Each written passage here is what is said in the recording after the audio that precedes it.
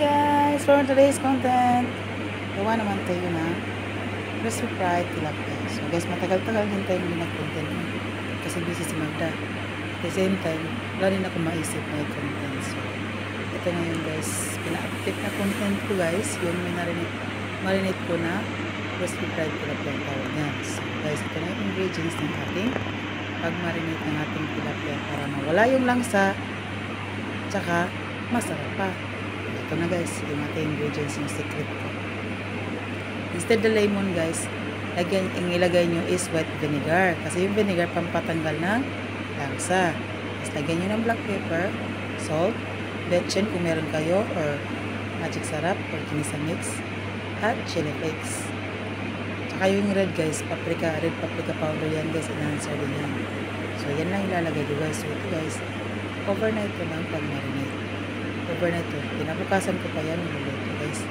Para naman manamis-namis. Ang sarap-sarap ng crispy fried tilapia natin.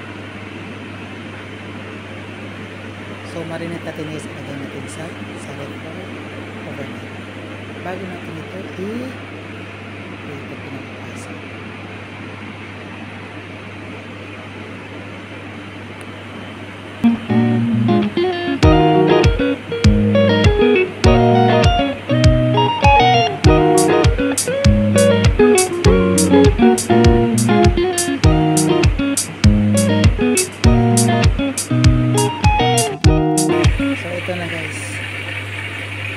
Na-marinate natin pero hindi ko na naman nakikita kung ano nilagay ko sa ating powder. So ito pala yung ano guys, yung cornstarch.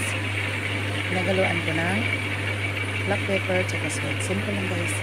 Yung cornstarch kasi yung gagamit ko guys. Kung wala kayong cornstarch, pwede rin pepper or spoil. Pero yung cornstarch kasi guys, pang crispy ka talaga. Pwede rin kayong gumagamit yung crispy mix na guys. Ready to, ano na guys, ready to fry na yun. Mayroong mga ano dyan guys, mga hinalo na agad. Sa akin yung cornstarch na black pepper sa kasi pala ito guys.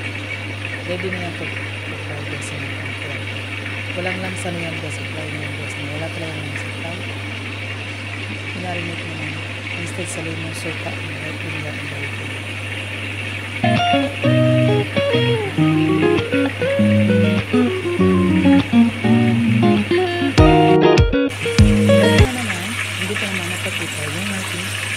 Other side natin, halutin natin.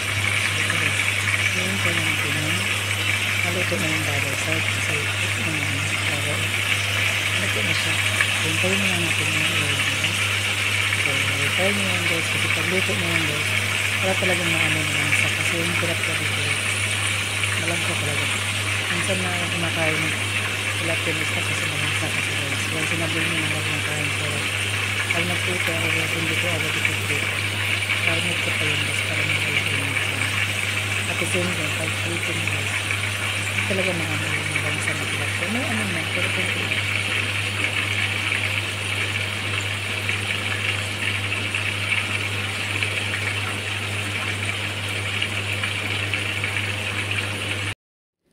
so this is it. Dito na ating crispy fried tilapia. So ready to eat na ito. Ayun guys, nag-enjoy kayo sa ating voice over kasi hindi na naman nagyawa si Magda sa kanyang pag-video kasi pina-update eh. So ready ko yung making na guys. So crispy talaga yan guys. Masarap. Ano pa yung hintay nyo guys? Try na. Ang nalaman nyo masarap pa. Thank you for watching guys. Have a good day everyone. Bye bye.